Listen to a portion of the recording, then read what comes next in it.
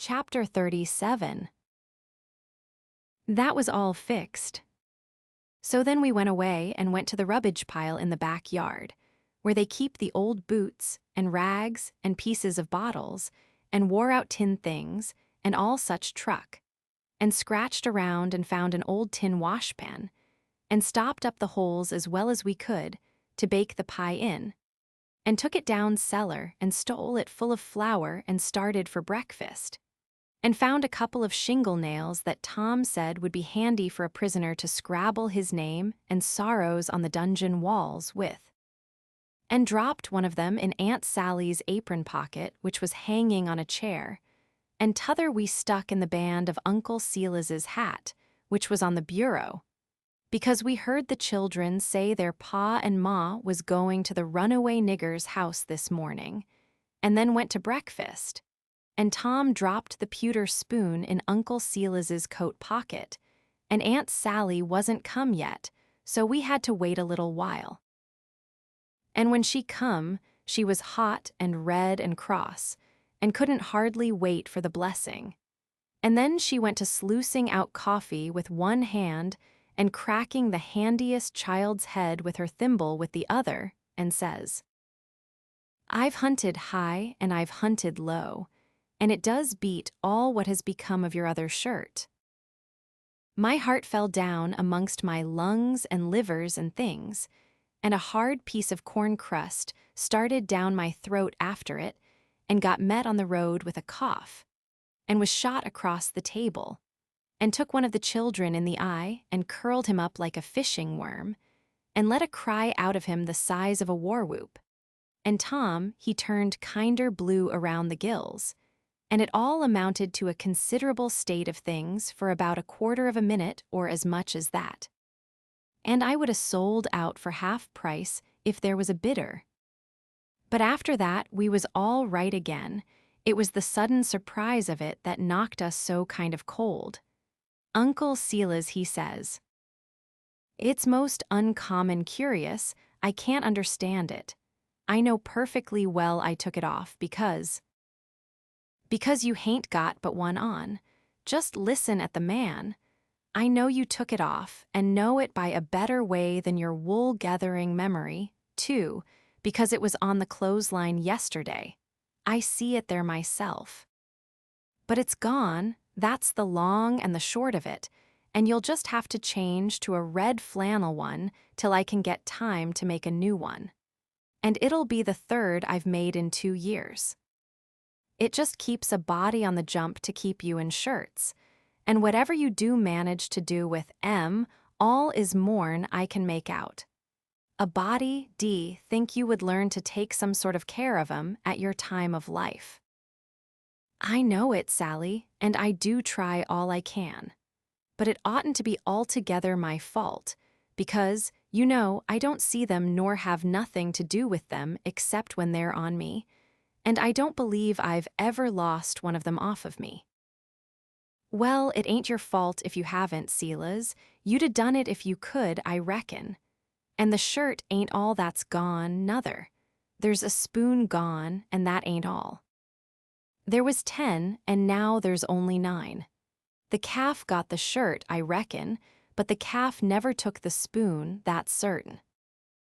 "Why, what else is gone, Sally?" "There's 6 candles gone, that's what. The rats could 'a' got the candles, and I reckon they did. I wonder they don't walk off with the whole place, the way you're always going to stop their holes and don't do it. And if they warn't fools they'd sleep in your hair, Silas, you'd never find it out. But you can't lay the spoon on the rats, and that I know."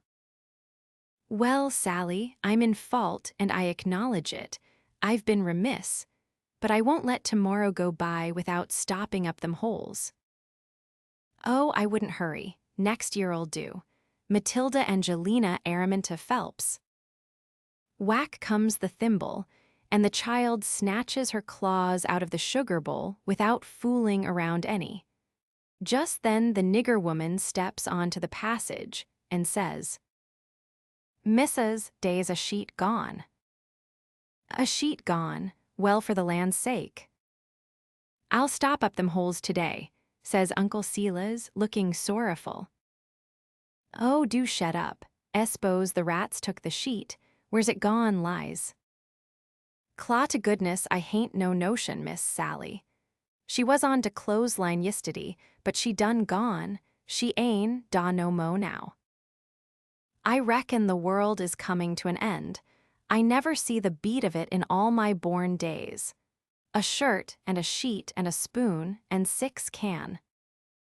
Missus, comes a young yaller wench, days a brass candlestick missin'.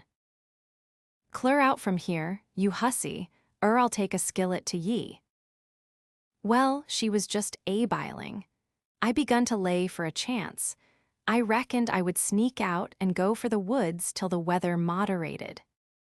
She kept a-raging right along, running her insurrection all by herself, and everybody else mighty meek and quiet. And at last Uncle Silas, looking kind of foolish, fishes up that spoon out of his pocket. She stopped with her mouth open and her hands up, and as for me, I wished I was in Jerusalem or somewheres. But not long, because she says, "It's just as I expected. So you had it in your pocket all the time, and like as not you've got the other things there, too. How'd it get there?" "I really don't know, Sally," he says, kind of apologizing, "or I would tell. I was studying over my text in Acts 17 before breakfast, and I reckon I put it in there, not noticing, meaning to put my testament in, and it must be so, because my testament ain't in. But I'll go and see. And if the testament is where I had it, I'll know I didn't put it in, and that will show that I laid the testament down and took up the spoon and... Oh, for the land's sake, give a body a rest. Go long now, the whole kit and biling of ye, and don't come nigh me again till I've got back my peace of mind." I'd a heard her if she'd a said it to herself, let alone speaking it out, and I'd a got up and obeyed her if I'd a been dead. As we was passing through the setting room, the old man he took up his hat, and the shingle nail fell out on the floor, and he just merely picked it up and laid it on the mantel shelf, and never said nothing, and went out. Tom see him do it, and remembered about the spoon, and says, "Well, it ain't no use to send things by him no more, he ain't reliable." Then he says, "But he done us a good turn with the spoon anyway, without knowing it, and so we'll go and do him one without him knowing it, stop up his rat holes." There was a noble good lot of them down cellar, and it took us a whole hour, but we done the job tight and good and shipshape. Then we heard steps on the stairs and blowed out our light and hid. And here comes the old man, with a candle in one hand and a bundle of stuff in t'other, looking as absent-minded as year before last. He went a-mooning around, first to one rat hole and then another, till he'd been to them all. Then he stood about 5 minutes, picking tallow drip off of his candle and thinking. Then he turns off slow and dreamy towards the stairs, saying, "Well, for the life of me I can't remember when I done it. I could show her now that I warn't to blame on account of the rats, but never mind, let it go. I reckon it wouldn't do no good." And so he went on a mumbling upstairs, and then we left. He was a mighty nice old man, and always is. Tom was a good deal bothered about what to do for a spoon, but he said we'd got to have it, so he took a think. When he had ciphered it out, he told me how we was to do. Then we went and waited around the spoon basket till we see Aunt Sally coming, and then Tom went to counting the spoons and laying them out to one side, and I slid one of them up my sleeve, and Tom says, "Why, Aunt Sally, there ain't but 9 spoons yet." As she says, "Go long to your play and don't bother me. I know better, I counted 'em myself." "Well, I've counted them twice, Auntie, and I can't make but 9. She looked out of all patience, but of course she come to count, anybody would. "I declare to gracious there ain't but 9, she says. "Why, what in the world, plague take the things, I'll count 'em again." So I slipped back the one I had, and when she got done counting, she says, "Hang the troublesome rubbage, there's 10 now," and she looked huffy and bothered both. But Tom says, "Why, Auntie, I don't think there's 10. "You numbskull, didn't you see me count 'em?" "I know, but—" "Well, I'll count 'em again." So I smouched one, and they come out 9, same as the other time. Well, she was in a tearing way, just a trembling all over, she was so mad. But she counted and counted, till she got that addled she'd start to count in the basket for a spoon sometimes. And so, 3 times they come out right, and 3 times they come out wrong. Then she grabbed up the basket and slammed it across the house and knocked the cat galley west. And she said Claire out and let her have some peace, and if we come bothering around her again, betwixt that and dinner she'd skin us. So we had the odd spoon, and dropped it in her apron pocket whilst she was a-giving us our sailing orders. And Jim got it all right, along with her shingle nail, before noon. We was very well satisfied with this business, and Tom allowed it was worth twice the trouble it took, because he said now she couldn't ever count them spoons twice alike again to save her life, and wouldn't believe she'd counted them right if she did, and said that after she'd about counted her head off for the next 3 days, he judged she'd give it up and offer to kill anybody that wanted her to ever count them anymore. So we put the sheet back on the line that night and stole one out of her closet, and kept on putting it back and stealing it again for a couple of days till she didn't know how many sheets she had any more, and she did care, and warn't going to bullyrag the rest of her soul out about it, and wouldn't count them again not to save her life. She'd druther die first. So we was all right now, as to the shirt and the sheet and the spoon and the candles, by the help of the calf and the rats and the mixed-up counting. And as to the candlestick, it warn't no consequence, it would blow over by and by. But that pie was a job. We had no end of trouble with that pie. We fixed it up away down in the woods and cooked it there, and we got it done at last, and very satisfactory, too, but not all in one day. And we had to use up 3 washpans full of flour before we got through, and we got burnt pretty much all over in places, and eyes put out with the smoke. Because, you see, we didn't want nothing but a crust, and we couldn't prop it up right, and she would always cave in. But of course we thought of the right way at last, which was to cook the latter, too, in the pie. So then we laid in with Jim the second night, and tore up the sheet all in little strings and twisted them together, and long before daylight we had a lovely rope that you could 'a' hung a person with. We let on it took 9 months to make it. And in the forenoon we took it down to the woods, but it wouldn't go into the pie. Being made of a whole sheet that way, there was rope enough for 40 pies if we'd 'a' wanted them, and plenty left over for soup or sausage or anything you choose. We could 'a' had a whole dinner. But we didn't need it. All we needed was just enough for the pie, and so we throwed the rest away. We didn't cook none of the pies in the washpan, afraid the solder would melt. But Uncle Sila's, he had a noble brass warming pan which he thought considerable of, because it belonged to one of his ancestors with a long wooden handle that come over from England with William the Conqueror in the Mayflower or one of them early ships, and was hid away up garret with a lot of other old pots and things that was valuable. Not on account of being any account, because they warn't, but on account of them being relics, you know. And we snaked her out, private, and took her down there.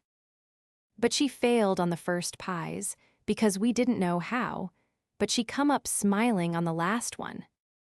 We took and lined her with dough, and set her in the coals, and loaded her up with rag rope, and put on a dough roof, and shut down the lid, and put hot embers on top, and stood off 5 foot, with the long handle, cool and comfortable. And in 15 minutes she turned out a pie that was a satisfaction to look at. But the person that ate it would want to fetch a couple of cags of toothpicks along. For if that rope ladder wouldn't cramp him down to business, I don't know nothing what I'm talking about, and lay him in enough stomachache to last him till next time, too. Nat didn't look when we put the witch pie in Jim's pan, and we put the 3 tin plates in the bottom of the pan under the victuals. And so Jim got everything all right, and as soon as he was by himself, he busted into the pie and hid the rope ladder inside of his straw tick, and scratched some marks on a tin plate and throwed it out of the window hole. Chapter 38. Making them pens was a distressed tough job, and so was the saw, and Jim allowed the inscription was going to be the toughest of all. That's the one which the prisoner has to scrabble on the wall. But he had to have it. Tom said he'd got to. There warn't no case of a state prisoner not scrabbling his inscription to leave behind, and his coat of arms. Look at Lady Jane Grey, he says. Look at Guilford Dudley, look at old Northumberland. Why, Huck, s'pose it is considerable trouble. What you going to do? How you going to get around it? Jim's got to do his inscription and coat of arms. They all do. Jim says, Why, Mars Tom, I hain't got no coat o' arm. I hain't got nuffin but dish your ol' shirt, and you knows I got to keep de journal on dat. Oh, you don't understand, Jim. A coat of arms is very different. Well, I says, Jim's right anyway, when he says he ain't got no coat of arms because he hain't. I reckon I knowed that, Tom says, but you bet he'll have one before he goes out of this, because he's going out right, and there ain't going to be no flaws in his record. So whilst me and Jim filed away at the pens on a brickbat apiece, Jim making hissin' out of the brass, and I making mine out of the spoon, Tom set to work to think out the coat of arms. By and by he said he'd struck so many good ones he didn't hardly know which to take, but there was one which he reckoned he'd decide on. He says, On the scutcheon we'll have a bend or in the dexter base, a saltire Murray in the fess, with a dog couchant for common charge, and under his foot a chain embattled for slavery, with a chevron vert in a chief engrailed, and 3 invected lines on a field azure, with the nombral points rampant on a dancet indented. Crest, a runaway nigger, sable, with his bundle over his shoulder on a bar sinister. And a couple of gules for supporters, which is you and me. Motto, Magyar fretta, minora toe. Got it out of a book, means the more haste, the less speed. Gee willikins, I says, but what does the rest of it mean? We ain't got no time to bother over that, he says. We got to dig in like all get out. Well, anyway, I says, what's some of it, what's a fess? A fess is, you don't need to know what a fess is. I'll show him how to make it when he gets to it. Shucks, Tom, I says, I think you might tell a person. What's a bar sinister? Oh, I don't know, but he's got to have it. All the nobility does. That was just his way. If it didn't suit him to explain a thing to you, he wouldn't do it. You might pump at him a week, it wouldn't make no difference. He'd got all that coat of arms business fixed, so now he started in to finish up the rest of that part of the work, which was to plan out a mournful inscription. Said Jim got to have one, like they all done. He made up a lot and wrote them out on a paper and read them off so. 1, here a captive heart busted. 2, here a poor prisoner, forsook by the world and friends, fretted out his sorrowful life. 3 here a lonely heart broke, and a worn spirit went to its rest, after 37 years of solitary captivity. 4 here, homeless and friendless, after 37 years of bitter captivity, perished a noble stranger, natural son of Louis XIV. Tom's voice trembled whilst he was reading them, and he most broke down. When he got done, he couldn't no way make up his mind which one for Jim to scrabble onto the wall, they was all so good. But at last he allowed he would let him scrabble them all on. Jim said it would take him a year to scrabble such a lot of truck onto the logs with a nail, and he didn't know how to make letters besides. But Tom said he would block them out for him, and then he wouldn't have nothing to do but just follow the lines. Then pretty soon he says, "Come to think, the logs ain't going to do. They don't have log walls in a dungeon. We got to dig the inscriptions into a rock. We'll fetch a rock." Jim said the rock was worse than the logs. He said it would take him such a pissin' long time to dig them into a rock he wouldn't ever get out. But Tom said he would let me help him do it. Then he took a look to see how me and Jim was getting along with the pens. It was most pesky, tedious, hard work and slow, and didn't give my hands no show to get well of the sores, and we didn't seem to make no headway, hardly. So Tom says, "I know how to fix it. We got to have a rock for the coat of arms and mournful inscriptions, and we can kill 2 birds with that same rock.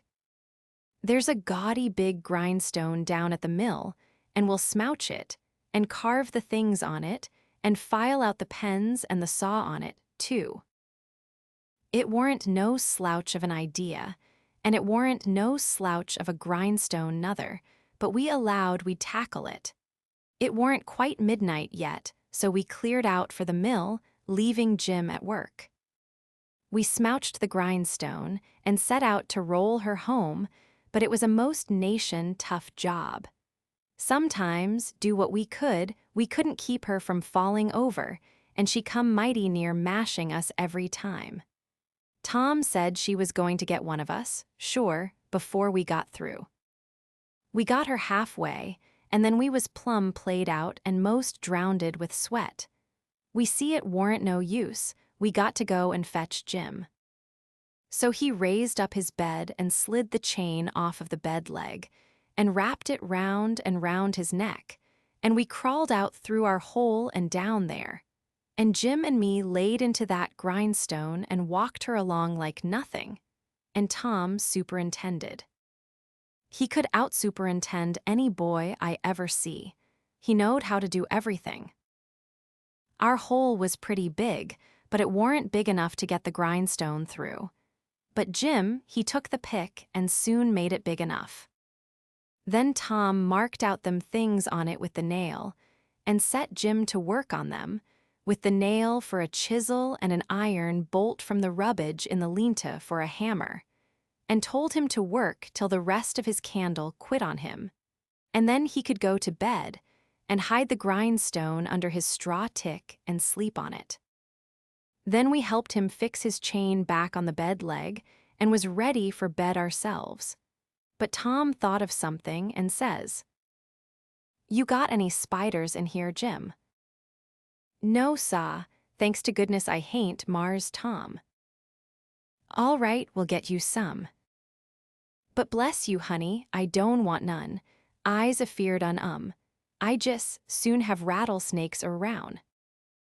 Tom thought a minute or two and says, "It's a good idea, and I reckon it's been done. It must have been done, it stands to reason." "Yes, it's a prime good idea.